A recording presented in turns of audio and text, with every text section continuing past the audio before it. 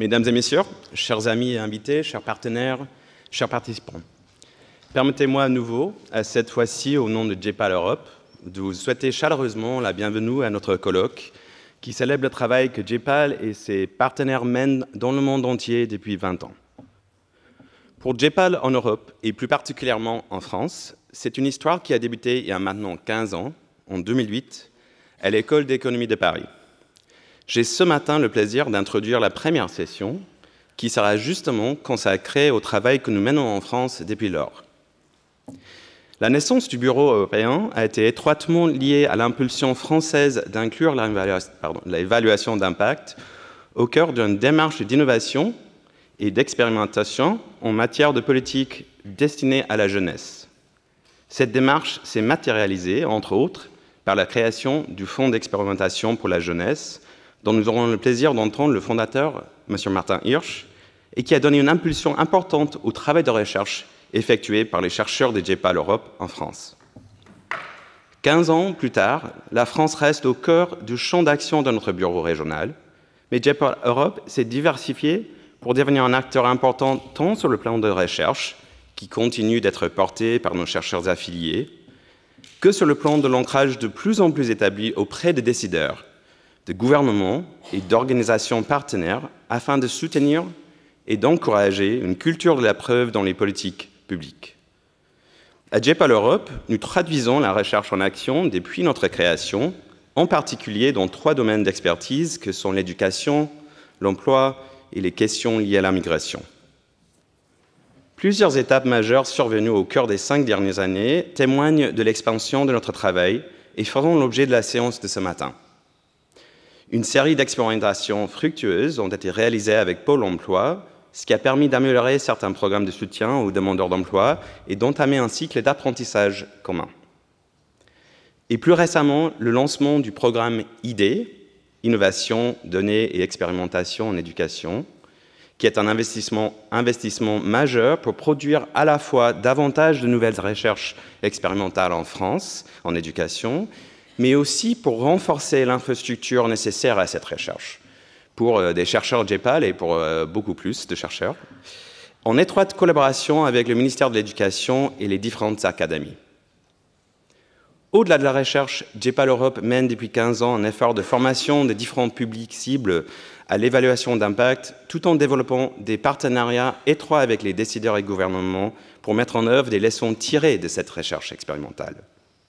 Le travail en France, qui sera abordé lors de cette première matinée, s'ancre ainsi dans un écosystème plus vaste, comprenant en particulier la nouvelle chaire méthodologie de développement portée par Abhijit Banerjee et Esther Duflo au sein de l'Université Paris Sciences et Lettres avec le soutien de l'Agence française de développement. Cette chaire a pour mission de favoriser les recherches en économie du développement afin d'éclairer les politiques publiques et notamment celles de la France et ses partenaires de coopération. Sur ces mots, permettez-moi de vous souhaiter une excellente journée et de réitérer mes mots de bienvenue à toutes et tous. Je profite de ce message pour vous informer que des photos seront prises pendant la journée, ainsi que des enregistrements des présentations sur la scène qui seront mises à disposition ultérieurement. Merci beaucoup.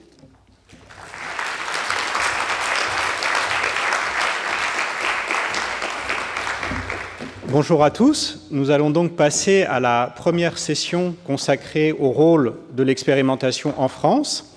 Et pour ce faire, nous avons le plaisir d'accueillir 3 intervenants que nous sommes très contents d'avoir aujourd'hui parmi nous. Plus tard dans la session, je vous en prie, asseyez-vous, nous aurons le plaisir d'écouter Bruno Crépon, qui est chercheur au CREST, qui est co-chair du programme Marché de l'emploi de JPAL, qui est également directeur scientifique du bureau Moyen-Orient et Afrique du Nord de JPAL, qui fera une présentation avec Cyril Nouveau, qui est le directeur des statistiques, des études et de l'évaluation de Pôle emploi. Ils nous parleront de cette collaboration qu'ils ont établie pour évaluer et améliorer les programmes de Pôle emploi.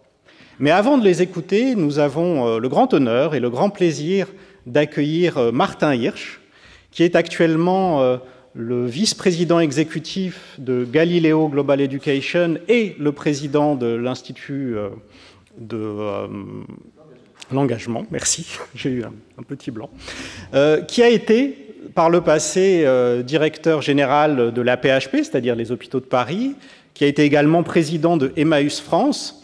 Mais pour ce qui nous concerne, et c'est ainsi qu'il est devenu un de nos plus fidèles compagnons de route, il a eu un rôle majeur au moment où il était haut-commissaire pour les solidarités actives contre la pauvreté. Et il a été un des grands promoteurs et défenseurs de l'expérimentation et de l'innovation en France. C'est vraiment un des champions qui ont permis à ce que beaucoup de choses que nous faisons actuellement en France existent. Donc c'est un grand honneur pour nous de l'écouter aujourd'hui nous raconter cette histoire. Merci Marc.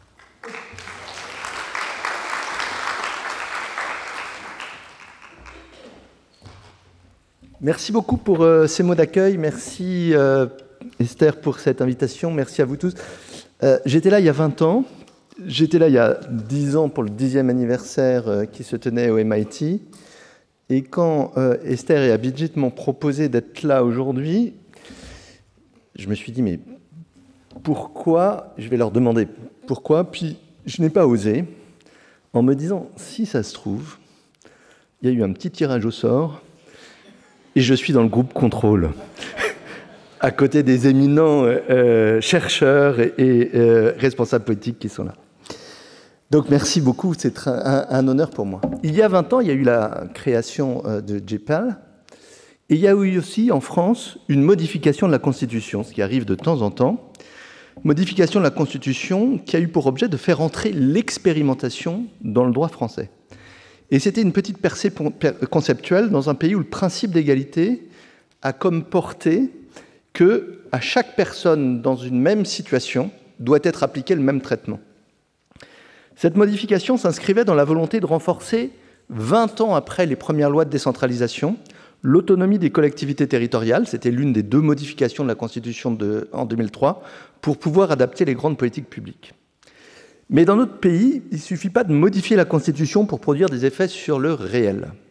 Nombreuses sont les modifications qui n'ont produit longtemps après strictement aucun effet, que par exemple l'introduction du référendum d'initiative populaire a été introduite dans la Constitution, il n'y en a pas eu un seul, et il y a eu d'autres modifications comme celle-là. Et donc, il aurait pu en aller de même pour cette modification-là.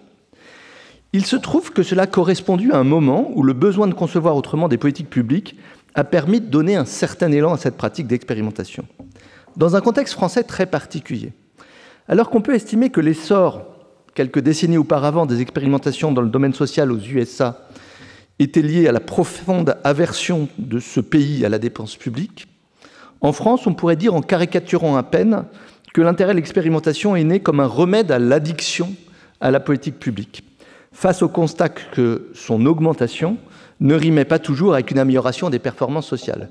Et notamment à un moment où on voyait le taux de pauvreté qui ne baissait pas malgré des dépenses sociales qui augmentaient, et d'autres grandes performances, notamment sur l'emploi, qui n'étaient pas suffisamment bonnes. Nous avons contribué, dans les années qui ont suivi, à donner un contenu à cette possibilité nouvelle d'expérimentation et à nous efforcer de le faire dans des conditions rigoureuses en soutenant des projets fondés sur la méthode de randomisation. La voie avait été ouverte par une expérimentation dont il va être question avec Bruno Crépon pour comparer les différentes stratégies d'accompagnement des chômeurs par Pôle emploi avec les performances d'opérateurs privés. Et cela a commencé en définissant des programmes avec quelques débarquements sur le fondement donc, de cette modification constitutionnelle. Puis la possibilité nous a été donnée en 2007 de pouvoir le faire à l'échelle nationale sur les sujets de pauvreté et sur la politique de jeunesse, y compris l'éducation. Le premier acte a été de confier à François Bourguignon, alors directeur de l'École d'économie de Paris, la conception d'une phase expérimentale pour la transformation du système de revenu minimum, la transformation du RMI en RSA. Et le rapport d'évaluation de François Bourguignon commence justement par ce constat. Depuis la loi constitutionnelle du 28 mars 2003, la possibilité est inscrite dans la Constitution. Néanmoins, l'expérimentation dans le domaine des politiques sociales reste exceptionnelle dans notre pays. À ce titre, l'expérimentation du RSA est exemplaire. Elle initie une nouvelle approche de la réforme des politiques sociales. Cette expérimentation s'est réalisée par appariement de territoires communs à des territoires expérimentaux. Elle a été très imparfaite. mais il a eu le mérite de montrer la faisabilité d'une vraie démarche scientifique sur une réforme d'ensemble touchant plusieurs millions de ménages et de montrer que le dispositif expérimenté, je cite le rapport, avait 9 chances sur 10 d'avoir un impact significatif sur le retour à l'emploi des allocataires de minima sociaux. Peu après, en 2009, nous avons pu prendre une autre initiative qui a été une première dans notre pays, consacrer 200 millions d'euros, 150 millions d'euros d'argent public et 50 millions d'euros de fonds privés, pour créer un fonds d'expérimentation sociale consacré à la politique de jeunesse, et dont une grande part était dirigée vers la prise en charge des coûts d'évaluation, avec une sélection des projets imposant un évaluateur externe, utilisant une méthodologie rigoureuse et un protocole contrôlé. Pour la petite histoire, ce qui a été décisif pour convaincre le président de la République de l'époque de créer ce fonds, n'ont pas été des arguments scientifiques, n'ont pas été l'idée que peut-être un jour il y aurait un prix Nobel, n'ont pas été l'idée que ça allait marcher, mais le fait, au moment où il allait refuser cet argent, de lui dire « c'est dommage parce que Michael Bloomberg, lui, il consacre une partie de son argent pour aider la ville dont il est maire pour faire des programmes randomisés. » Et là, il m'a dit « ah, si un milliardaire estime que c'est utile, peut-être qu'un pays peut le faire. » De nombreux programmes ont été conduits, dont plusieurs ont donné lieu à des publications scientifiques, dont certains ont conduit à des mesures générales et d'autres ont permis d'écarter de fausses pistes. Je peux citer le financement du permis de conduire chez les jeunes, suivi par une mission locale, l'organisation de la relation entre les professeurs et les parents d'élèves dans les collèges pour lutter contre le décrochage, l'évaluation des premiers internats d'excellence, le démarrage de la garantie jeune qui donnera lieu au contrat d'engagement jeune, et beaucoup d'autres.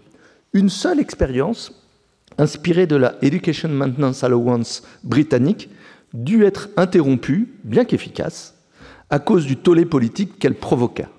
Elle consistait à donner un financement aux classes des lycées professionnels qui réduisaient le décrochage scolaire, et le financement était incrémenté chaque trimestre en fonction de la réduction du décrochage.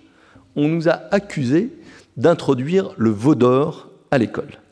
Il est intéressant de constater que la mesure phare de la toute récente réforme professionnelle consiste à gratifier les élèves des lycées professionnels pendant leur stage. En 2019, le Conseil d'État publiait un rapport sur le bilan des expérimentations conduites en France depuis 2003, sur le fondement de cet article qui permettait aux collectivités territoriales. Et le Conseil d'État constate que 270 expérimentations ont été lancées. Cependant, il constate aussi que de nombreuses expérimentations ont été lancées sans qu'on connaisse les suites données et sans qu'on puisse accéder aux évaluations, dans 3 domaines plus fréquemment représentés, les transports, la santé et le travail et l'emploi. Dans le domaine de la santé, il faut signaler une initiative plus récente, qui a 4 ans désormais, introduite par l'article 51 de la loi de financement de la sécurité sociale pour 2019, qui ouvre de manière permanente une possibilité d'expérimentation par des dérogations ouvertes à un nombre listé de dispositions législatives. Donc on liste 25 dispositions législatives, et en disant les acteurs sont libres de pouvoir s'en écarter dans des programmes à condition qu'ils aient recours à un évaluateur externe. Cette disposition a connu un succès important dans un secteur où la régulation est extrêmement forte et où les acteurs sont demandeurs de marge de manœuvre, avec du coup une centaine de projets qui ont été lancés et qui sont en cours. De tout cela, on peut déduire les éléments suivants. Le recours à l'expérimentation s'est largement étendu, notamment dans les politiques sociales, au cours des 20 dernières années. Pourtant, la notion d'expérimentation reste très hétérogène et la réalité d'expérimentation conduite selon des méthodes rigoureuses est encore faible. La confusion entre programme pilote et expérimentation correspondant à de l'evidence-based policy est encore très grande et relativement peu d'expérimentations peuvent donner lieu, car cela est un beau critère, à des publications dans des revues scientifiques. À l'inverse, beaucoup de politiques publiques continuent à être conduites sans expérimentation et avec des bases factuelles peu solides.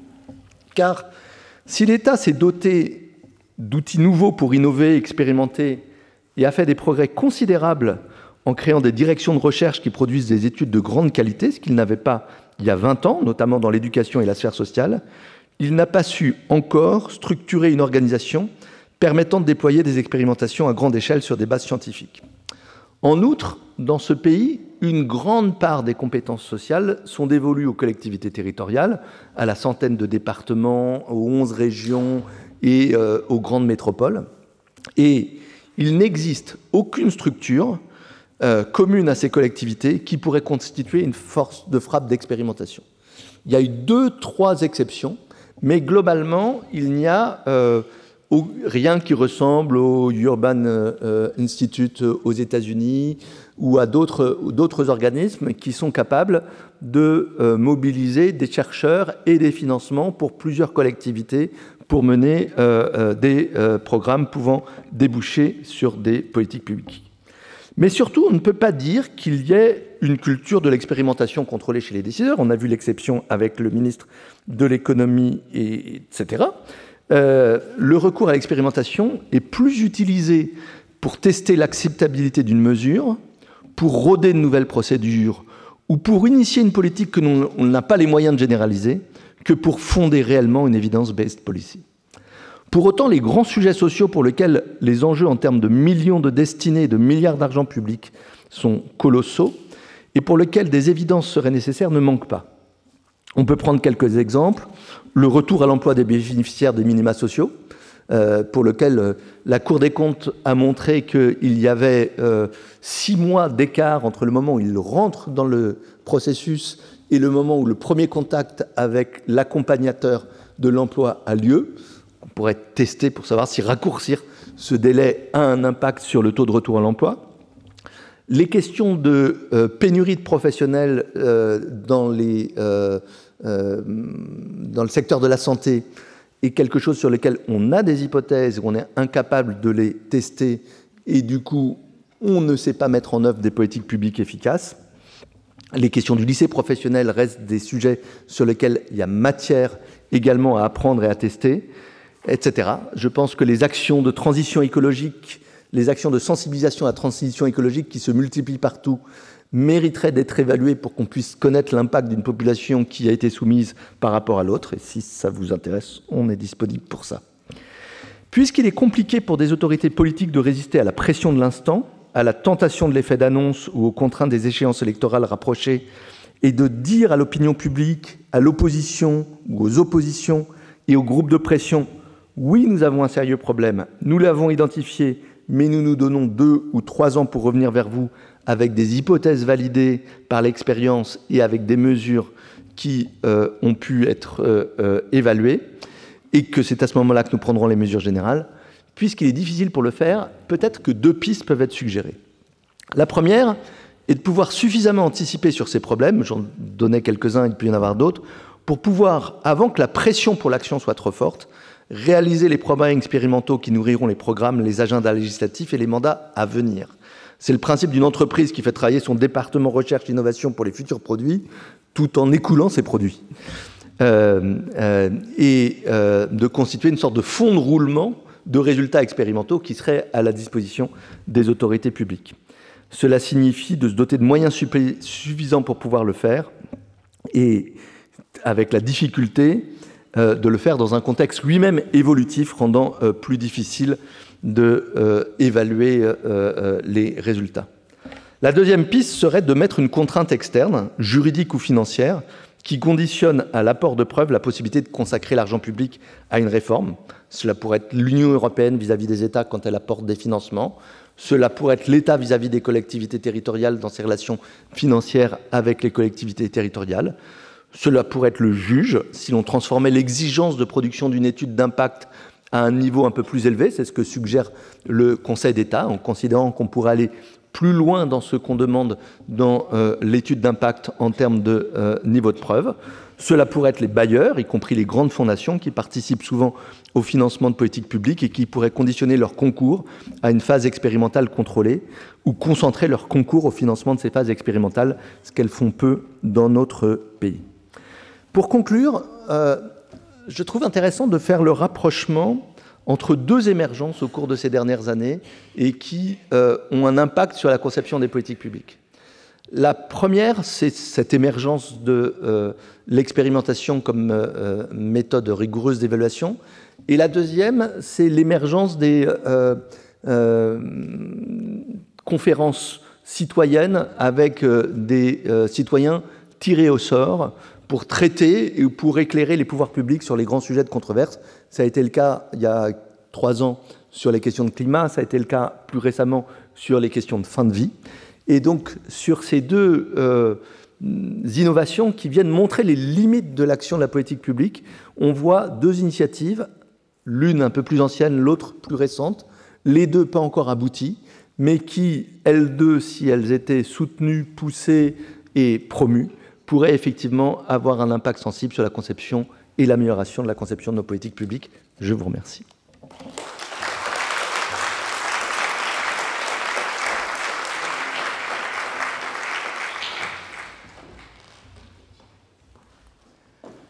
Bonjour, c'est un grand plaisir d'être ici pour vous présenter quelques-unes des expérimentations qu'on a pu conduire avec Pôle emploi, c'est ce que je vais faire, et discuter comment elles ont pu être utiles à Pôle emploi, c'est ce que Cyril fera ensuite. Ça fait un peu moins de 20 ans que Pôle emploi conduit des évaluations rigoureuses de ces interventions. Donc, ce qu'on vous propose, c'est un survol de quelques-unes de ces expérimentations qui ont jalonné la collaboration qu'on a pu avoir avec Pôle emploi.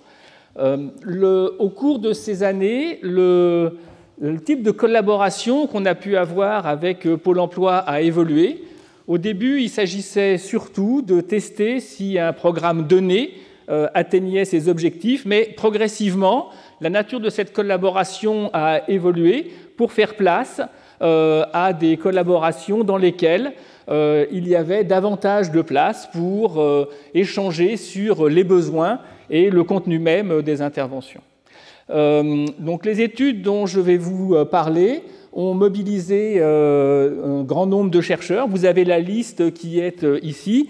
Il y a des chercheurs confirmés dans cette liste, mais il y a aussi des doctorants et des jeunes chercheurs talentueux. On a décidé de parler que de quelques projets, il y en a bien d'autres, et qui ont eux aussi mobilisé des chercheurs talentueux.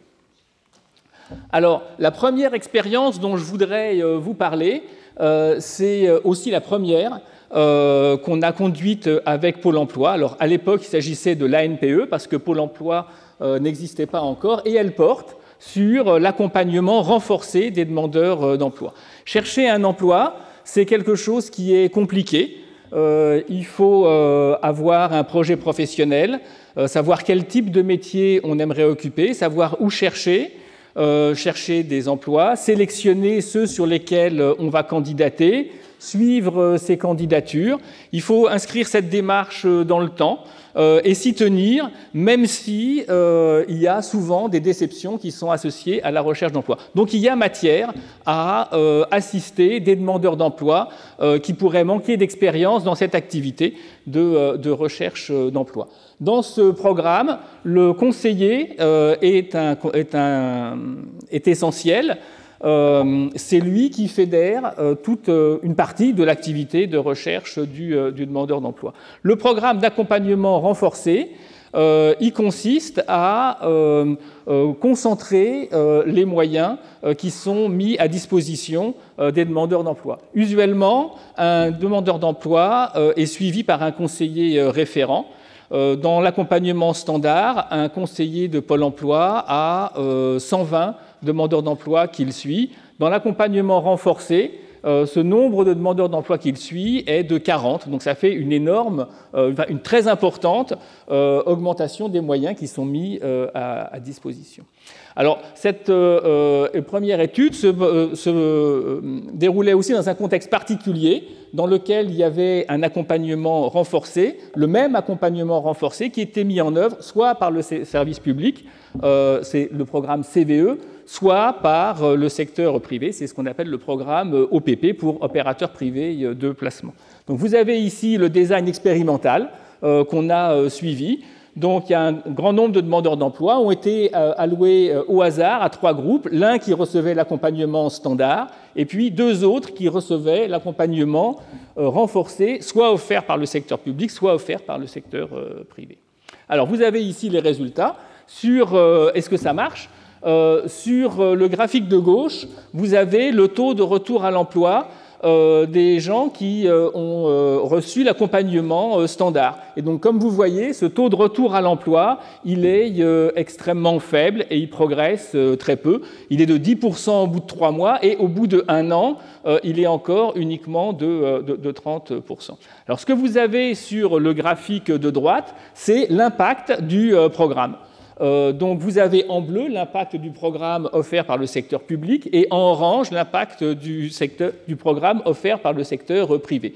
Et ces graphiques montrent les différences de taux de retour à l'emploi entre les demandeurs d'emploi qui bénéficient de l'accompagnement renforcé et puis ceux qui bénéficient de l'accompagnement standard. Et comme vous le voyez, l'augmentation du taux de retour à l'emploi est extrêmement nette et extrêmement importante, et ce dès le début. En particulier pour le programme offert par le secteur public. C'est un petit peu plus lent à se mettre en place pour l'accompagnement offert par les secteurs privés. Mais donc globalement, c'est un programme qui marche bien. On concentre les moyens et ça conduit à une augmentation du retour à l'emploi. Alors une question qui vient assez naturellement à l'esprit, c'est est-ce que ça réduit le chômage ? Si on considère que le problème est un manque d'emplois qui soient disponibles dans l'économie, si on accompagne des demandeurs d'emploi, on va leur donner un emploi, mais ça risque d'être aux dépens des autres demandeurs d'emploi, ceux auxquels on n'a pas apporté une assistante. Donc il pourrait y avoir une espèce de jeu de chaises musicales qui pourrait faire en sorte que si on aide quelqu'un, c'est aux dépens de quelqu'un d'autre. Et donc pour répondre, c'est une question qui est importante et qui était présente dans la sphère académique depuis longtemps. C'est aussi une question qui est importante sur le plan de la politique économique. Et en fait, cette question nous a été suggérée par nos partenaires du Service public de l'emploi et puis du ministère du Travail. Et pour répondre à cette question, on a utilisé un design astucieux qui est représenté par le graphique que vous avez sur le slide. Donc il y a un grand nombre d'agences locales de l'emploi qui ont été associées à cette expérimentation. Et on a commencé par allouer au hasard ces agences locales de l'emploi à 2 groupes. Un groupe qui était, dans lequel le programme n'était pas développé. Ça a constitué ce qu'on appelle le contrôle pur, dans lequel l'accompagnement standard est offert aux demandeurs d'emploi. Et puis, dans les autres marchés, il y a cette même assignation au hasard à des demandeurs d'emploi, soit à participer à un accompagnement renforcé, soit à recevoir aussi l'accompagnement standard. Donc c'est ce qu'on appelle le contrôle exposé. Et l'intérêt de ce design expérimental, c'est qu'il y a 2 groupes de contrôle. Un groupe de contrôle dans lequel les demandeurs d'emploi n'ont pas accès, ne sont pas en concurrence avec des demandeurs d'emploi qui bénéficient de l'accompagnement renforcé, c'est le contrôle pur. Et puis le contrôle exposé dans lequel ils font face à la concurrence de demandeurs d'emploi qui ont bénéficié de l'accompagnement renforcé. Alors vous avez ici les résultats. Le premier bâton, le bâton bleu, vous montre en fait l'analogue du résultat qu'on avait avec l'autre programme. C'est-à-dire la différence entre le taux de retour à l'emploi des gens qui ont bénéficié de l'accompagnement et ceux qui, sur leur même marché, n'ont pas bénéficié de l'accompagnement renforcé. Et vous voyez qu'on a, comme dans l'autre étude, une augmentation du taux de retour à l'emploi qui est assez importante, puisqu'elle est de l'ordre de 10%. Ce qui est intéressant dans ce graphique, c'est le bâton orange. Le bâton orange, lui, il compare le taux de retour à l'emploi des demandeurs d'emploi qui sont dans le groupe de contrôle exposé, donc qui font face à la concurrence d'autres demandeurs d'emploi qui ont bénéficié de l'accompagnement renforcé, et puis le groupe de contrôle pur dans lequel aucun demandeur d'emploi n'a reçu d'assistance particulière. Et vous voyez que là, il y a un impact qui est négatif. Donc qu'est-ce que ça veut dire ? Ça veut dire que la situation de ces demandeurs d'emploi qui bénéficient de l'accompagnement, qui font face à la concurrence de demandeurs d'emploi qui ont bénéficié d'accompagnement renforcé, eh ben, elles se dégradent.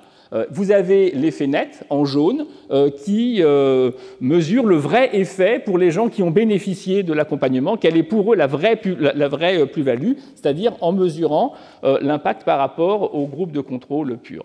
Ce graphique ne montre pas l'effet global. l'effet global, ce serait le mix de l'effet pour les bénéficiaires, c'est-à-dire le bâton jaune, et puis l'effet pour les non-bénéficiaires, les gens qui ne peuvent pas bénéficier du programme, qui est le bâton orange. Et quand on fait le cumul des deux, avec le poids respectif de chacune des populations, finalement, le résultat de cette étude est qu'il ne reste pas grand-chose comme augmentation en termes de retour à l'emploi. Donc un autre résultat qui était intéressant, qu'on a pu conduire aussi dans cette étude, c'est qu'on a pu faire cette analyse par type de marché. Et on a regardé quels étaient les résultats dans des marchés dynamiques, dans lesquels la demande de travail est importante, et puis des marchés qui étaient plutôt déprimés, dans lesquels la demande de travail est faible. Et ce que vous voyez, ce qui est important, c'est le bâton orange, là. Ce que vous voyez, c'est que le bâton orange, il est négatif et important uniquement lorsque la demande de travail est faible. Et donc c'est un résultat qui est important parce qu'il montre que c'est justement dans les marchés où on aimerait apporter le plus d'assistance aux demandeurs d'emploi, parce que la demande de travail est faible, qu'il faut que justement leur apporter de l'assistance n'est pas très efficace. Alors on s'est posé la question de savoir pourquoi, qu'est-ce qu'on pourrait faire lorsque la demande de travail est faible, et si, par exemple, on ne pourrait pas essayer d'augmenter la demande de travail, par exemple, en assistant les entreprises dans leur procédure de recrutement. Il est possible que dans les entreprises, les petites entreprises en particulier, il y ait des emplois qui soient vacants, mais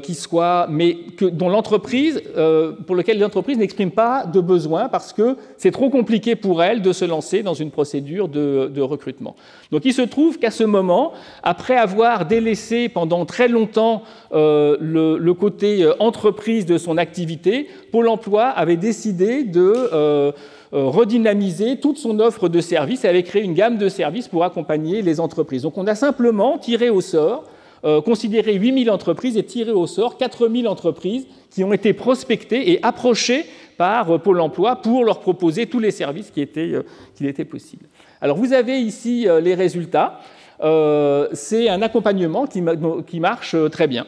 Vous avez d'abord l'impact sur les offres qui ont été déposées auprès de Pôle emploi. Donc le bâton bleu montre les offres déposées à Pôle emploi dans le groupe de contrôle, et le bâton orange vous montre les offres déposées à Pôle emploi par les entreprises qui ont bénéficié des services.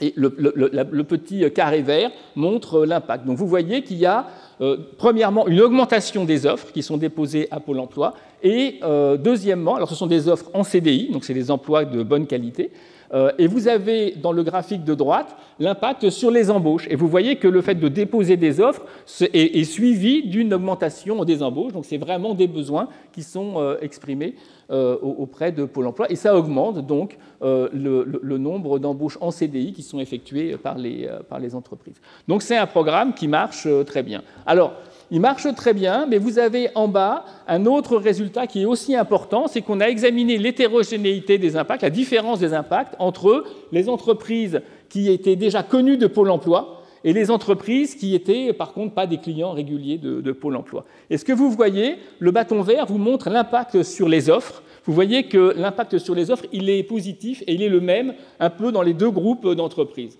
Par contre, le bâton vert vide vous montre l'impact sur les embauches. Et ce que vous pouvez constater, c'est qu'il y a un impact sur les embauches uniquement dans les entreprises qui étaient connues de Pôle emploi. Donc ce que ça veut dire, c'est que c'est difficile de faire des recommandations, des suggestions de personnel de personnes à embaucher lorsqu'on ne connaît pas l'entreprise. Donc ça nous a amené en fait à générer, je voudrais finir par ça, à entamer un programme dans lequel on cherche à travailler avec Pôle emploi sur la façon dont il est possible d'améliorer les recommandations. Donc ces travaux sont beaucoup plus d'une autre nature, dans laquelle il s'agit davantage d'essayer de concevoir également les interventions qui pourront ensuite être testées. Donc il y a deux études que je voudrais brièvement vous mentionner. La première est celle qu'on appelle appariement sur préférence. Pôle emploi dispose d'outils pour faire des recommandations d'offres d'emploi à des demandeurs d'emploi qui sont basés sur les caractéristiques de ces emplois. Donc un emploi est caractérisé par son métier, le salaire, la localisation, le type de contrat, les horaires, autant de paramètres qui sont très importants pour un demandeur d'emploi. Et lorsque Pôle emploi cherche à identifier des offres qu'elle va pouvoir recommander à un demandeur d'emploi, elle prend en compte tous ces critères, mais elle associe à chacun de ces critères un poids qui est le même pour tout le monde et qu'elle a choisi un petit peu sur dire d'experts. L'idée de l'expérimentation est de dire mais pourquoi ne pas demander directement aux demandeurs d'emploi quelles sont leurs préférences. Et donc, c'est une expérience qui est en cours, dans laquelle on commence par demander aux demandeurs d'emploi quels sont les critères qui sont les plus importants pour eux, et ensuite, sur la base de cette réponse de l'entreprise, des demandeurs d'emploi, on peut leur suggérer des offres qui sont adaptées à leurs préférences. Donc ça, c'est une première étude. La deuxième étude se situe totalement de l'autre côté du spectre et elle mobilise davantage des méthodes de data science, de machine learning. Il s'agit d'utiliser toutes les informations qui sont disponibles à Pôle emploi sur les caractéristiques des demandeurs d'emploi, les caractéristiques des offres, pour s'en servir, pour prédire quels ont été les emplois qui ont été, les appariements qui ont été des succès pour les demandeurs d'emploi. Donc c'est un projet qui est très enthousiasmant aussi. Les prédictions marchent très bien, mais ça pose plein de questions, en particulier savoir comment on peut utiliser correctement ces prédictions pour pouvoir faire des recommandations. Et puis aussi le côté de comportement des demandeurs d'emploi. Comment est-ce qu'on peut convaincre les demandeurs d'emploi de considérer les offres qu'on leur recommande. Ce sont deux expériences qui sont en cours et pour lesquelles on aura bientôt des résultats. Voilà, je vais m'arrêter ici. J'espère que je n'ai pas été trop long et je vais passer la parole à Cyril.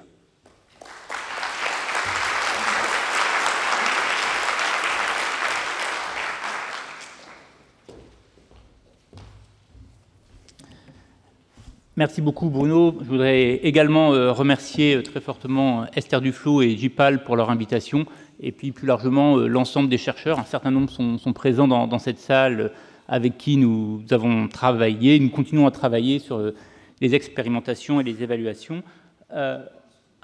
Après que ce survol par Bruno de quelques-unes des expérimentations et de leur évaluation que nous avons réalisées, moi ce que je voudrais partager avec vous, c'est quelques réflexions sur les conditions dans lesquelles dans un organisme comme Pôle emploi, les évaluations peuvent être utiles, c'est-à-dire utiles pour éclairer les décisions et orienter les choix de politique publique. Pour qu'une évaluation soit utile à un organisme comme Pôle emploi, il faut... Alors, le premier point ne vous surprendra pas au vu de ce qui a été dit, mais comme l'a rappelé Martin Hirsch tout à l'heure, le terme d'évaluation recouvre parfois des choses un peu différentes. Nous souhaitons avoir des évaluations qui estiment les effets des dispositifs qu'on met en œuvre sur les trajectoires des demandeurs d'emploi et sur les employeurs. On a besoin que nos évaluations aillent au-delà de juste décrire comment le dispositif se met en œuvre. Et donc, ça suppose d'avoir des stratégies qui déterminent un contrefactuel. Que se serait-il passé sur la trajectoire des demandeurs d'emploi s'ils n'avaient pas bénéficié du dispositif?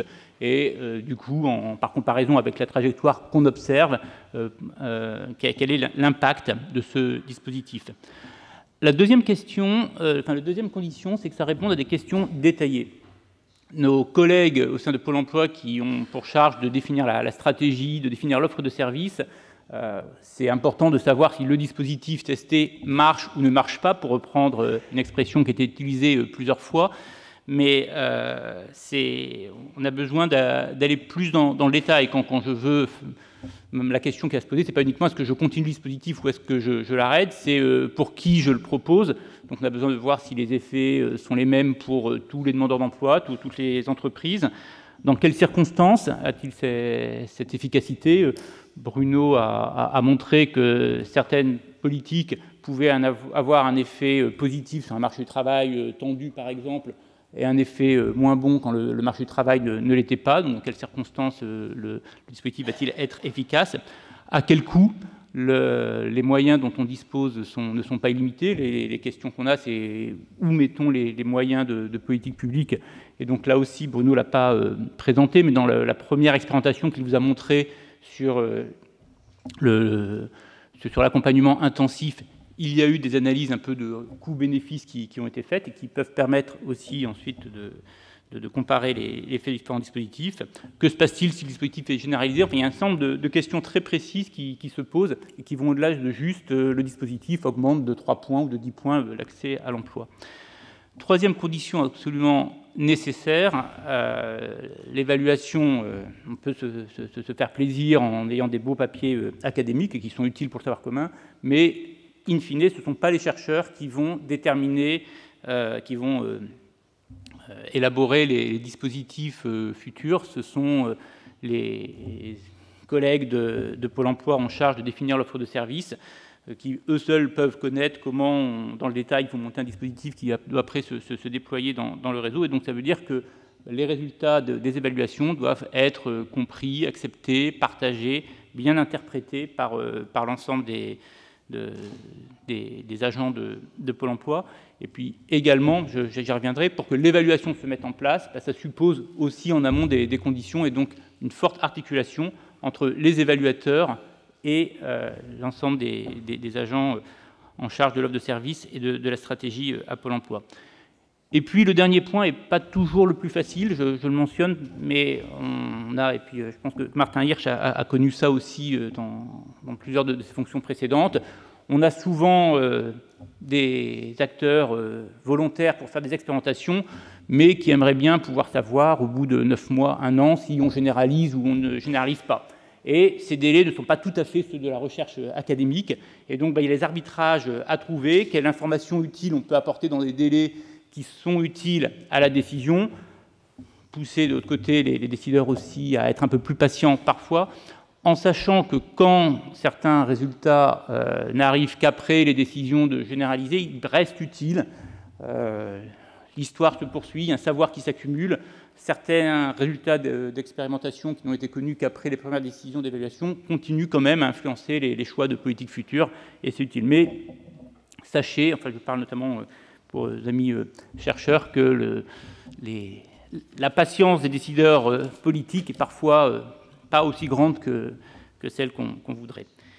Et donc, comment, au sein de Pôle emploi, on est parvenu à installer du coup ces évaluations utiles, puisque comme le rappelait Bruno, cela fait plusieurs années maintenant que nous le faisons. Alors, il y a plusieurs choses. Un premier point, c'est un cadre institutionnel qui le facilite. Ce n'est absolument pas suffisant, bien sûr, mais il y a au sein de Pôle emploi un comité stratégique d'évaluation qui, de fait, a été prévu dans la loi qui a créé Pôle emploi, qui est une émanation du conseil d'administration. Donc, les membres de ce comité stratégique d'évaluation, ce sont des membres du conseil d'administration, plus quelques experts sur l'aspect technique d'évaluation. Et cette double fonction, à la fois stratégique et d'évaluation, permet en tout cas que les administrateurs fassent le lien entre les résultats de l'évaluation et les décisions stratégiques. Et donc c'est notre conseil d'administration qui vote tous les 2-3 ans un programme d'évaluation qui sont réalisés soit en interne par les équipes de Pôle emploi, des économistes, sociologues, statisticiens, et souvent en collaboration aussi avec des universitaires, ça peut être également avec des collègues de la DARES, le service statistique du ministère du Travail. Et cette collaboration permet justement de bien articuler, en tout cas de bien institutionnaliser le fait que des évaluations sont prévues, sont faites sur les dispositifs, et d'articuler avec les décideurs au sein de Pôle emploi. Deuxième point, je l'avais un peu évoqué, cette acculturation réciproque qu'il faut mettre en place entre les chercheurs et les opérationnels. L'évaluation, ça nécessite du temps, les opérationnels doivent le comprendre, ça entraîne des contraintes. Quand on mène, Bruno a donné des exemples, une évaluation par affectation aléatoire, par randomisation, ça peut être d'un point de vue opérationnel très, très contraignant. Il faut convaincre les agents que même si on tire au sort le fait que tel demandeur d'emploi bénéficiera du dispositif à titre expérimental et l'autre non, ça peut heurter. Il faut convaincre de bien respecter le process, de l'intérêt de ça. Et donc ça suppose que les chercheurs, les équipes d'évaluateurs, internes ou externes, passent du temps pour accompagner, pour convaincre, pour suivre. C'est un gros investissement, les évaluations de ce type-là à faire. Et puis, de l'autre côté, quand je dis acculturation réciproque, dans les travaux qu'on mène et le fait qu'on fait ça depuis plusieurs années, on a maintenant de nombreux chercheurs qui connaissent bien Pôle emploi, qui ont eu l'occasion d'échanger très souvent avec les agents de Pôle emploi, et voilà, pour comprendre aussi les contraintes opérationnelles qui peuvent conduire parfois à adapter le process d'évaluation, réduire un peu le nombre d'observations par rapport à ce qui serait l'optimum qu'on souhaiterait, et puis parfois avoir des stratégies d'évaluation. Alors je vais peut-être heurter certains chercheurs, qui ne soient pas uniquement la randomisation. Quand on peut faire une évaluation randomisée, c'est toujours bien, c'est mieux, et on en a fait plusieurs, Bruno en a présenté. Il y a des cas, y compris avec certains chercheurs ici présents, où, pour une raison ou autre, ce n'était pas possible. Et dans ce cas-là, il y a d'autres stratégies d'identification qui donnent des résultats peut-être parfois un tout petit peu moins solides, mais néanmoins qui apportent de l'information, surtout quand on a aussi une accumulation de résultats d'évaluation qui permettent de préciser les choses. Et ce contact se fait aussi... Alors, pour peut-être l'accélération, les bonnes expériences sont essentielles.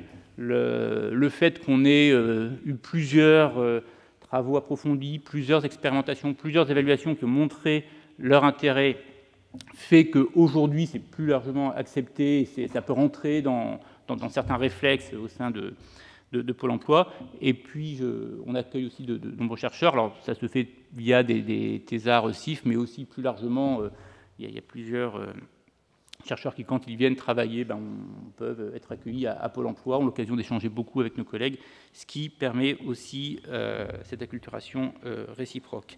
Et puis, dernière chose sur cet item-là, dans les évaluations que nous conduisons avec des chercheurs ou en interne, on associe généralement des travaux quantitatifs, une étude d'impact, une estimation d'impact la plus rigoureuse possible, et des travaux qualitatifs qui sont extrêmement importants pour mieux comprendre certains résultats, mais aussi pour apporter une connaissance un peu fine de la façon dont le dispositif qu'on évalue est perçu par les acteurs qui le mettent en œuvre, et aussi justement pour aider ce dialogue et l'explication qu'on va donner des résultats envers nos collègues. Dans les conditions qui ont permis de développer l'évaluation, je ne peux pas ne pas citer quand même l'apport extrêmement important qui a été le développement des données administratives, dans la mesure de l'accès à l'emploi notamment. Jusque 2012, vous savez peut-être que, encore aujourd'hui, un demandeur d'emploi qui est inscrit à Pôle emploi, pour rester inscrit à Pôle emploi, chaque mois, doit actualiser sa situation, c'est-à-dire doit déclarer à Pôle emploi « je suis toujours à la recherche d'un emploi, je souhaite rester inscrit à Pôle emploi ». Très souvent, quand des demandeurs d'emploi retrouvent un emploi, ceux qu'ils font simplement, qui ne souhaitent plus rester inscrits à Pôle emploi, ils ne s'actualisent pas, mais sans que Pôle emploi ait a priori l'information. Est-ce qu'il ne s'actualise pas parce qu'il a retrouvé un emploi, ou parce qu'il a oublié, ou parce qu'il est découragé? Et donc, jusque 2012, sans information, la façon dont on pouvait mesurer un peu précisément le retour à l'emploi, qui est l'un de nos objectifs principaux, c'était par des enquêtes, du coup forcément sur des échantillons réduits, des enquêtes un peu coûteuses, et ce qui quand même limitait un peu les possibilités d'évaluation. Depuis 2012, Pôle emploi reçoit des déclarations qu'on appelle déclarations préalables à l'embauche, et en fait c'est la déclaration que l'employeur qui recrute un salarié doit faire aux URSSAF avant chaque embauche. Et donc nous avons maintenant de façon exhaustive cette information, tel demandeur d'emploi a retrouvé un emploi. Et ça nous permet, ça nous donne une puissance très grande pour expérimenter, pour évaluer simplement en mesurant sur des sous-populations parfois très, très précises le retour à l'emploi. Le temps étant limité, je ne parlerai pas ici des mesures de clic. Par contre, ce que je voulais vous dire aussi, c'est que les exemples qu'a donné Bruno, mais également les autres évaluations, ont eu un vrai effet sur les choix politiques de Pôle emploi.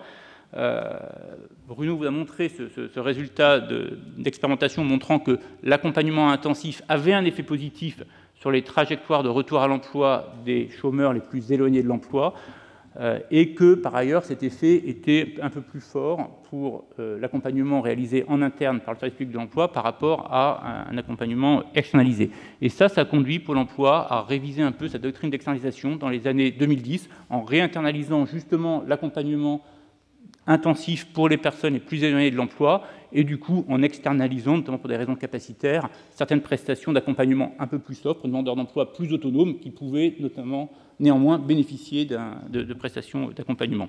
Sur la question sur l'évaluation de la prospection qu'a présenté Bruno aussi, ça a conduit, qui montrait que agir vers les entreprises, ça pouvait créer de l'emploi. Ce n'était pas forcément un résultat qu'on attendait complètement avant de faire l'évaluation. C'est un résultat de l'évaluation qui a conduit Pôle emploi à réinvestir de façon plus importante les actions d'accompagnement des entreprises, pas uniquement par la prospection d'ailleurs, mais également par des dispositifs de rappel systématiquement des entreprises qui ont déposé une offre qui n'est pas pourvue au bout de 30 jours pour faire un diagnostic de la situation et proposer des situations. Mais c'est aussi des choses qui reposent sur les résultats de l'évaluation. Et d'ailleurs, si vous avez lu le rapport de préfiguration de France Travail, accompagner plus intensivement certaines personnes éloignées de l'emploi et développer l'action entreprise, et notamment la prospection est citée dans le rapport, c'est aussi des axes qui s'appuient sur ces résultats. Je ne voudrais quand même pas vous laisser avec le sentiment que tout est parfait, tout va bien, qu'il n'y a plus rien à faire. Si on se tourne vers l'avenir, quelques travaux en cours et quelques points d'amélioration peut-être pour la troisième décennie de GIPAL. Tout d'abord, il est important que nous comprenions mieux les comportements, et c'est l'un des axes des travaux que l'on mène avec Bruno Crépon, pour comprendre d'où viennent les effets. Le fait que l'accompagnement intensif accélère le retour à l'emploi, vous avez plusieurs façons de l'expliquer. Est-ce que c'est parce que les chômeurs recherchent mieux, savent mieux chercher? Est-ce que c'est parce qu'ils recherchent plus intensément, pas forcément mieux, mais comme ils en font plus, ils ont plus d'emploi? Est-ce que c'est parce qu'ils ont peur d'une pression et ils acceptent plus rapidement des emplois éventuellement de moins bonne qualité? Selon l'explication que vous donnez, vous voyez que l'effet sur le bien-être et la qualité des appareillements des emplois n'est pas tout à fait la même. Donc comprendre quels sont les mécanismes qui sous-tendent ces résultats est particulièrement important. Ça permet aussi d'identifier des sources d'hétérogénéité inobservées. Toutes les personnes ne réagissent pas de la même façon à de l'accompagnement, à des conseils, à de l'information. Comment accompagner, à quel moment donner l'information un chômeur dans son parcours? Tout ça, c'est des questions qu'il faut qu'on creuse par des travaux et des expérimentations. Et nous avons notamment là-dessus un projet très intéressant en cours sur les anticipations des demandeurs d'emploi, où on se rend compte, quand on interroge les demandeurs d'emploi sur leurs anticipations de retour à l'emploi, lesquelles sont trop optimistes, trop pessimistes, et en quoi ça affecte leur comportement de recherche. Est-ce qu'il y a possibilité d'agir pour changer ça? Est-ce que c'est souhaitable? Pour l'instant, je n'ai pas les résultats, mais ce sont un certain nombre de questions qu'on se pose. Il faut également qu'on progresse, même si des choses ont été faites, et Bruno en a parlé, dans la prise en compte de l'hétérogénéité des effets, à la fois selon les publics auxquels on s'adresse, selon les demandeurs d'emploi, les employeurs, mais aussi selon la conjoncture, bonne ou mauvaise, la date de délivrance du service. Est-ce que l'effet d'une prestation ou d'une formation, par exemple, est le même en tout début de période de chômage ou au bout de quelques mois? C'est quel moment optimal pour le faire? La façon dont le service est présenté, on sait que ça peut jouer également. Dans les travaux qu'on mène avec Bruno, il a un peu évoqué à travers du deuxième des projets en cours qu'il a présenté, on a des sujets également autour des algorithmes. Et là-dessus, le point important que je voudrais partager avec vous, c'est que ce n'est pas uniquement une question technique d'optimisation de l'algorithme. Derrière l'usage d'algorithmes pour faire des recommandations, pour orienter un peu les décisions, pour conseiller les sujets, il y a d'une part des sujets éthiques extrêmement importants, mais ça sont des sujets qui, à la fois, sont connus dans le principe, mais qui sont toujours difficiles à traiter. Si vous faites des recommandations d'emploi, par exemple, d'offres à des personnes, et que systématiquement des personnes identiques, mais un homme et une femme, vous faites des emplois entre guillemets masculins à l'un, des emplois entre guillemets féminins à l'autre, ça pose des problèmes éthiques. Donc comment on s'assure que les algorithmes ne renforcent pas des biais qu'on ne souhaite pas renforcer? Mais il y a également un sujet, c'est comment les agents comprennent les résultats de l'algorithme et agissent en fonction de ça. Pour donner un exemple, imaginons que nous ayons un algorithme qui permette de dire à un conseiller, quand il reçoit un demandeur d'emploi la première fois, c'est un demandeur d'emploi qui, vu ses caractéristiques, son niveau de diplôme, le métier qu'il cherche, la situation du marché du travail, devrait retrouver relativement rapidement, ou au contraire, devrait avoir des difficultés. Ce qui peut être une information utile pour le conseiller, pour savoir quel degré d'attention et d'intensité d'aide qu'il doit apporter. Il y aura toujours des cas où ce sera en décalage, ce que dira l'algorithme avec la perception qu'a le conseiller, et il est important que le conseiller comprenne pourquoi l'algorithme dit ça. Est-ce qu'il le dit parce que, par exemple, si l'algorithme dit sur un demandeur d'emploi, tel demandeur d'emploi a un risque de ne pas retrouver d'emploi vu son diplôme et tout ça, et que le conseiller dit « mais je ne comprends pas, quand il me parle, il a un projet très précis, d'ailleurs, il a une entreprise qui est prête à l'embaucher », ça, dans ce cas-là, c'est une information que l'algorithme n'a pas, et donc le conseiller peut plutôt faire confiance à son point de vue et pas à l'algorithme. Et en revanche, si l'algorithme, si le conseiller dit « moi je pense que vu son diplôme et vu le marché du travail, il n'y a pas de problème », alors que l'algorithme dit « il y a possiblement un problème », dans ce cas-là, ce sont des informations que l'algorithme a, et donc peut-être le conseiller peut s'interroger un peu plus. Mais ça suppose quand même d'avoir une compréhension assez fine des informations sur lesquelles repose l'algorithme. Je ne reviens pas sur les effets d'équilibre général, c'est typiquement l'exemple intermédiaire qu'a donné Bruno. Des politiques efficaces au niveau individuel peuvent ne pas avoir le même effet quand elles sont généralisées. Et dernier enjeu, avant d'en venir à ma conclusion, il faut qu'on progresse également dans la diffusion des résultats. Autant actuellement à Pôle emploi, au sein de la direction générale, l'évaluation est très bien insérée. Les directions de service, les directions de la stratégie, on a beaucoup d'échanges avec eux, ils prennent en compte les évaluations, ils travaillent à l'élaboration des évaluations en amont. Autant la diffusion des résultats, par exemple auprès des conseillers, d'une façon qui leur soit utile pour savoir est-ce que je prescris ou non tel dispositif, c'est un sujet sur lequel on doit encore avancer. Et donc, pour conclure, ce que je voulais dire, c'est que le marché du travail, mais ça vous le savez, ce sont des questions extrêmement complexes du fait de ces externalités très fortes. Quand j'oriente des demandeurs d'emploi vers tel secteur d'activité, ça peut avoir un effet très positif. Si je le fais pour tous, effet de congestion, ça ne fonctionne plus. Et aux enjeux importants, mais ça, encore une fois, je pense que je n'ai pas à faire de long développement pour vous en convaincre. Si vous orientez des demandeurs d'emploi vers des formations complètement inutiles, c'est quand même extrêmement coûteux sur leur vie et leur trajectoire. C'est aussi un sujet sur lequel on a de très nombreux acteurs. Martin Hirsch faisait allusion aux différents degrés de niveau de gouvernance. On a de très nombreuses interventions et on a des situations un marché en perpétuelle évolution, des questionnements en perpétuelle évolution. Donc on n'est pas dans un cadre complètement d'optimisation statique, propre, tout ça. On est plutôt dans un jeu d'optimisation dynamique et donc il faut prendre en compte ces évolutions.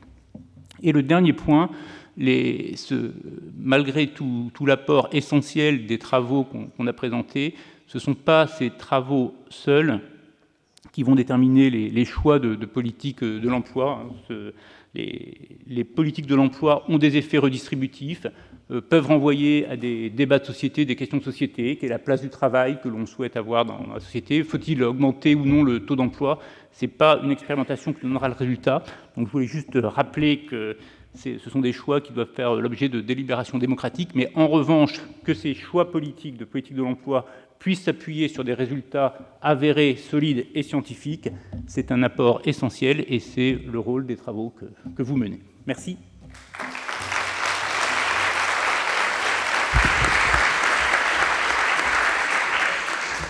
Merci beaucoup à tous les trois pour ces interventions très riches. On a une vingtaine de minutes pour poursuivre la discussion entre vous. Et il y a beaucoup de thématiques qui seraient intéressantes de creuser. Peut-être une première pour lancer la discussion tournerait autour de l'institutionnalisation.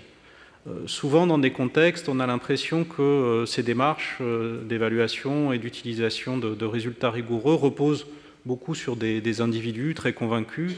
Et au gré d'un changement de poste ou d'une alternance politique, la dynamique retombe. Or là, on a l'impression, dans l'exemple qui a été présenté à Pôle emploi, que c'est vraiment une démarche qui est très institutionnalisée dans votre mode de fonctionnement. Peut-être que les uns et les autres, vous pouvez nous en dire un peu plus, et Martin aussi éclairer cette thématique de l'institutionnalisation de l'évaluation rigoureuse dans la prise de décision publique.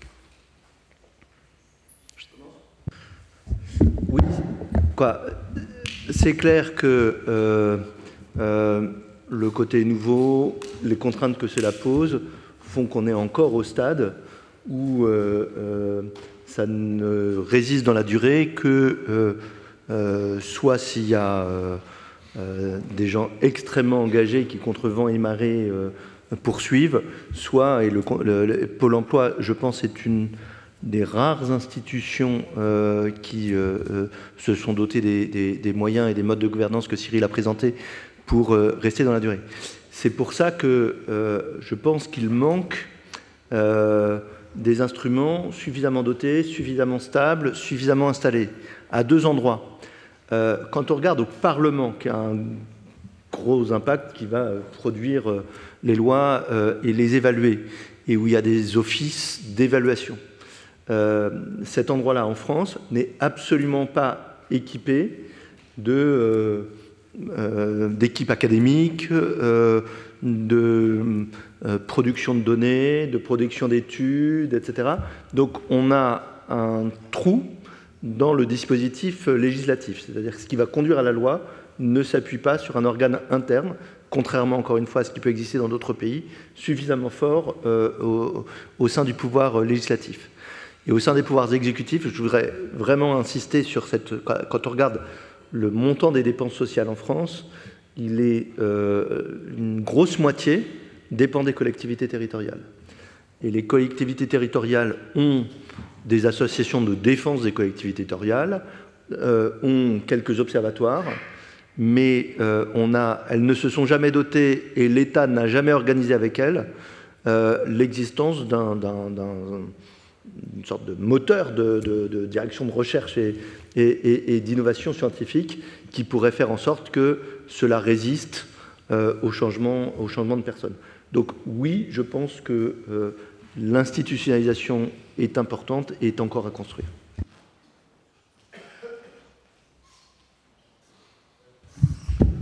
Oui, non, enfin, j'ai dans le même sens que je peut-être en complément la mise en place de règles de gouvernance qui donnent du temps, qui impliquent, qui rendent nécessaire l'évaluation, c'est important, mais de fait, ça ne suffit pas. Enfin, on voit que, et y compris à Pôle emploi, si ça a pu prendre cette place, c'est parce que c'était fortement porté au départ par la direction de Pôle emploi. Et c'est vrai que dans le temps, les habitudes s'installent. J'espère que du coup, ça donne une base pour poursuivre. Mais enfin, voilà, en tout cas, ne pensons pas qu'il suffira d'écrire dans les lois il faut une évaluation systématique. Alors, on a quand même des expériences intéressantes. Quand on dit qu'il faut une évaluation systématique, on a quand même des dispositifs importants de politique publique où la loi prévoit un comité d'évaluation avec des chercheurs éminents qui n'ont pas toujours sur de l'évaluation randomisée. Parfois, on l'est sur des dispositifs. Enfin, on a quand même des choses intéressantes qui se passent, mais c'est vrai qu'on n'est pas du tout à la hauteur de ce qu'il faudrait.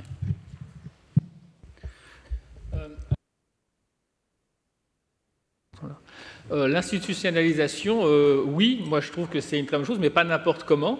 Je pense qu'il y a différentes dimensions qui sont vraiment très importantes, et c'est d'ailleurs un des piliers de l'action que le Poverty Action Lab essaye de conduire dans beaucoup de pays, c'est de développer avant tout une culture de la politique basée sur des preuves. Et ça veut dire vraiment faire des investissements, beaucoup d'attention, beaucoup discuter avec les partenaires, de telle sorte qu'ils puissent comprendre déjà les tenants et les aboutissants de l'évaluation.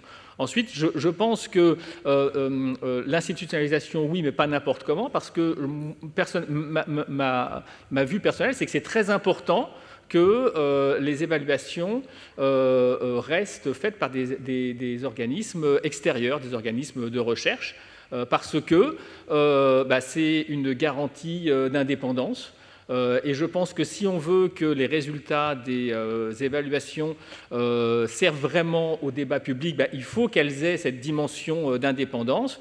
Et puis par ailleurs, je pense que lorsqu'une institution travaille avec des chercheurs extérieurs, c'est aussi une façon d'apporter des idées nouvelles. Et je trouve que ça met un petit peu aussi, c'est une autre façon de dire, toute l'expérience qu'on a eue avec Pôle emploi, dans lequel on a été des évaluateurs un peu extérieurs pour des questions qui étaient importantes et un peu idéologiques autour de l'accompagnement renforcé par le secteur public, par le secteur privé. Là, cette indépendance était vraiment très, très importante. Mais comme je l'ai dit, progressivement, la nature de la collaboration qu'on a eue avec Pôle emploi a aussi changé et on apporte des idées sur la façon dont il faudrait concevoir telle ou telle problématique. Cyril a utilisé le mot d'acculturation nécessaire pour apprendre à travailler ensemble. Peut-être en commençant par toi, Bruno, qu'est-ce que ça implique concrètement pour un chercheur académique de se faire au temps court de la décision politique, quand on est soi-même plutôt habitué à être sur le temps long de la recherche, de travailler avec des gens qui ont des contraintes de mise en œuvre, des contraintes logistiques, opérationnelles, politiques. Comment est-ce qu'on réussit à s'adapter à ça, à s'acculturer à ça quand on vient du monde académique? Je pense que là, ça fait partie un petit peu de l'intérêt de l'exercice. Je pense qu'il n'y a pas de contrainte qu'on ne puisse pas surmonter. J'ai rarement vu des cas dans lesquels il n'était pas possible de prendre en compte les contraintes des partenaires avec lesquels on pouvait travailler. Et je dirais même que, en fait, c'est toujours quelque chose qui est extrêmement enrichissant. Moi, il y a une dimension que j'ai trouvée vraiment très transformative personnellement pour moi, à conduire toutes ces évaluations randomisées, c'est le fait de faire du travail de terrain. Ma vie a complètement changé à partir du moment où j'ai conduit des évaluations randomisées, parce que, au lieu de traiter des grands fichiers de données dans mon bureau et d'essayer de résoudre des problèmes un peu mathématiques ou mal taillés, je suis allé sur le terrain, me rendre compte moi-même des problèmes, discuter avec les gens, discuter avec les partenaires, et je trouve que c'est vraiment une source d'enrichissement. C'est une source d'enrichissement pour comprendre les problèmes, mais comprendre aussi les problèmes que rencontrent les gens, mais aussi comprendre les problèmes qu'il peut y avoir lorsqu'il s'agit d'essayer de résoudre ces problèmes. Et dans le sens symétrique, moi, un de mes très bons souvenirs, ça a été le démarrage de l'expérience 10 000 permis de conduire, où le sujet a été de regarder, tous les politiques, chaque fois qu'ils étaient élus, promettaient de financer le permis de conduire pour les jeunes. Et puis quand on multipliait le prix du permis de conduire par le nombre de jeunes, ça faisait des grosses sommes, plus ou moins herculées. Et donc on a utilisé une grande partie du fonds pour faire une expérimentation contrôlée de grande échelle, 10 000 jeunes d'un côté, 10 000 de l'autre, pour regarder ce qui se passait si on finançait le permis de conduire. Et on a choisi les jeunes les plus en difficulté, donc qui étaient les jeunes suivis par des missions locales. Et pour organiser et embarquer les missions locales, on a réuni les directeurs de missions locales avec le scientifique qui se proposait de mener cette expérimentation et qui était Yannick Lorty. Et les missions locales, c'est un univers un peu compliqué. Alors en plus, c'est un gouvernement de droite, ils détestaient, ils pensaient qu'on voulait les tuer, etc. etc. Donc, ils sont arrivés en grognant et en grognant encore plus quand on leur a expliqué que les jeunes avec lesquels ils avaient des rapports empathiques, qu'on allait les tirer au sort pour savoir qui aurait le droit, pas le droit. À ce moment-là, Yannick Lorty a dit « Mais vous dites tout cela, mais moi, je suis là, il y a une seule chose qui m'intéresse, c'est de publier dans un journal scientifique qui sera lu par 50 personnes. » Je ne savais plus où me mettre. Et en fait, ça a sauvé la réunion. Ça a sauvé la réunion parce que tout d'un coup, ces acteurs se sont sentis partie d'une aventure scientifique réelle avec un enjeu. Et on a parlé méthode, on a parlé science, et on a eu 100% d'adhésion au programme. Donc, dans d'autres contextes, j'ai effectivement remarqué, et probablement ça doit être la même chose à Pôle emploi, qu'en fait, les acteurs de terrain, confrontés au fait qu'on leur dit son oui ou non, ils n'arrivent pas à avoir des moyens nouveaux, ils n'arrivent pas à pouvoir prendre des initiatives, et dont on va prédire qui seront les principaux freins, peuvent en réalité être les principaux adhérents et les principaux moteurs à des méthodes scientifiques et assumées comme scientifiques. Et je voudrais corriger, quand j'ai dit institutionnalisation, ça ne voulait pas dire d'avoir des chercheurs institutionnels, etc. C'est d'avoir l'organisme qui a, d'une manière régulière, les fonds pour faire, les leviers juridiques pour produire, etc., confiés, comme on l'a fait avec le fonds d'expérimentation, avec effectivement des acteurs académiques indépendants. Je voudrais juste, pour faire avancer un peu le débat et nuancer un tout petit peu un point qu'a dit Bruno, et évidemment, je suis d'accord que c'est extrêmement important d'avoir ces collaborations avec des chercheurs académiques.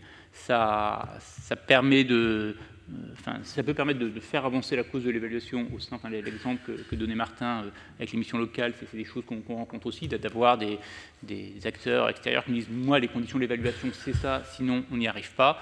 C'est utile, ça nous permet aussi, pour les équipes d'économistes, sociologues, d'évaluateurs internes à Pôle emploi, de rester en contact avec les dernières évolutions de la recherche du monde académique. C'est aussi évidemment extrêmement utile quand dans l'évaluation, on n'évalue pas uniquement des actions de Pôle emploi proprement dites, mais aussi de partenaires, de prestataires et autres, d'avoir justement, quand on n'ait pas la possibilité d'être accusé, d'être jugé parti. Ça n'empêche pas aussi que, c'est normal que Pôle emploi, comme tout organisme, évalue ces dispositifs internes. C'est souvent en collaboration avec des chercheurs, pas uniquement. Il arrive aussi qu'on mette en place en interne des méthodes, les mêmes méthodes rigoureuses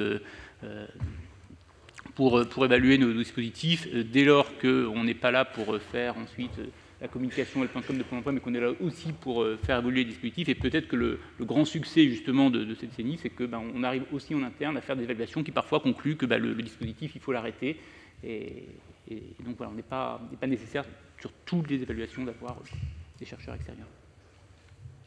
Peut-être une dernière thématique avant une pause café qui sera bien méritée pour tout le monde, c'est celle de l'utilisation des résultats. Vous connaissez un peu l'image d'Épinal qu'on a, selon laquelle la recherche va produire des beaux papiers ou des beaux rapports qui risquent d'assez vite dormir dans des tiroirs.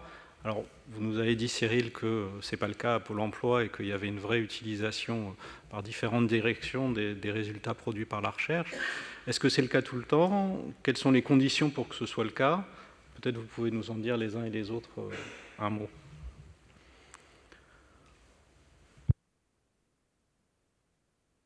Je veux bien commencer. Je pense que c'est vraiment très important de partager les résultats aussi largement que possible, avec un auditoire aussi large que possible. Après, donc ça c'est pour la dissémination, comment ça peut inspirer d'autres politiques. Donc, par exemple, comme l'a dit Esther, je suis allé il n'y a pas très longtemps en Côte d'Ivoire pour présenter les résultats qu'on avait obtenus, toute la communauté des chercheurs, sur l'insertion des jeunes dans l'emploi. Donc je trouve que ce sont des opérations qui sont extrêmement utiles, surtout quand elles sont associées, comme ensuite le ministre l'a dit, a vraiment un intérêt profond pour identifier ce qui marche et ce qui ne marche pas. Donc on sent que là, il y a vraiment des canaux d'action qui peuvent être extrêmement importants. Puis après, il y a les projets eux-mêmes. Et les projets eux-mêmes, moi, je trouve qu'il y a une dimension qui est extrêmement importante, c'est celle du cycle d'apprentissage. C'est-à-dire qu'on a souvent des évaluations qu'on conduit d'un programme et on a des résultats qui peuvent être un peu positifs, mais pas complètement positifs. Je trouve que c'est important de pouvoir ensuite se poser la question de pourquoi est-ce que ça ne marche pas aussi bien qu'on pensait, et qu'est-ce qu'il faudrait faire, et puis de pouvoir refaire une évaluation. Donc c'est un exemple, et par exemple ce que le ministre Cissé a mentionné sur le programme des emplois publics en Côte d'Ivoire, dans lequel il y a des premiers résultats qui ensuite appellent des ajustements du programme. Et c'est comme ça que finalement, en répétant ce cycle d'apprentissage, on parvient. Et donc ça nécessite de la part des chercheurs aussi beaucoup d'implication et beaucoup de suivi. Enfin, il y a un dernier exemple que je voudrais donner, qui est un exemple qui me tient particulièrement à cœur. Donc le fonds d'expérimentation, je pense que ça a été vraiment une innovation qui était phénoménale.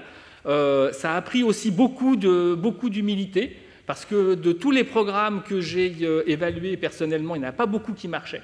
Il y a beaucoup de bonnes idées, mais il n'y en a pas beaucoup qui finalement vont marcher. Mais il y en avait quand même une, les groupements de créateurs, qui était un programme très innovant, qui sortait un petit peu de l'ordinaire et qu'on a évalué.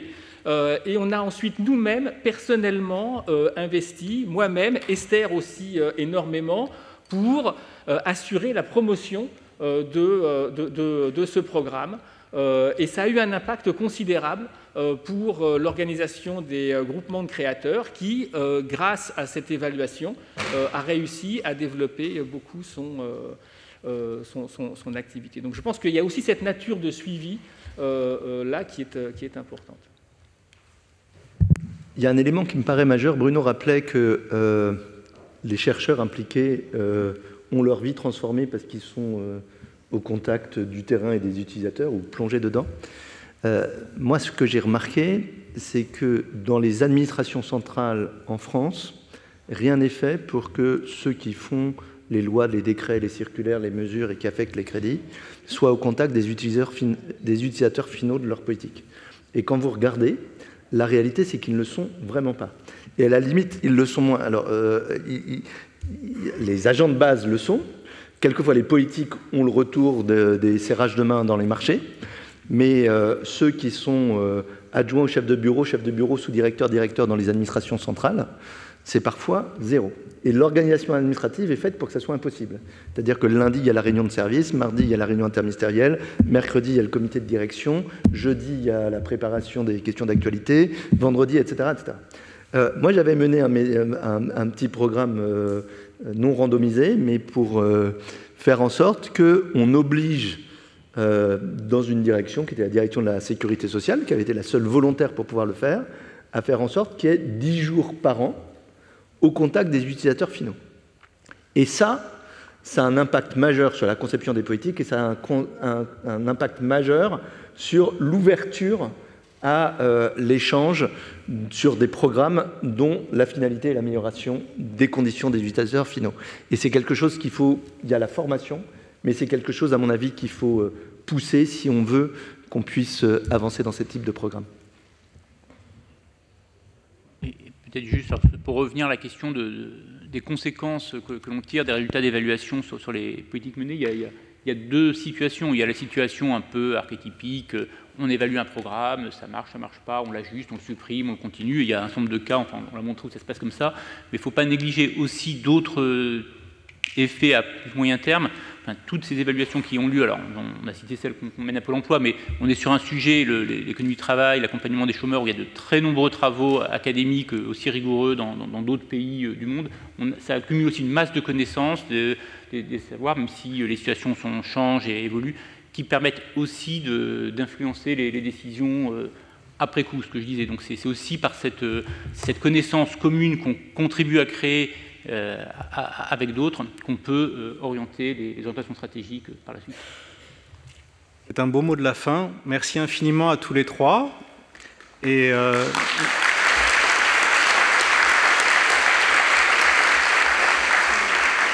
nous avons maintenant une pause café d'une demi-heure, donc on reprend à 11h45 précise. Merci à tous.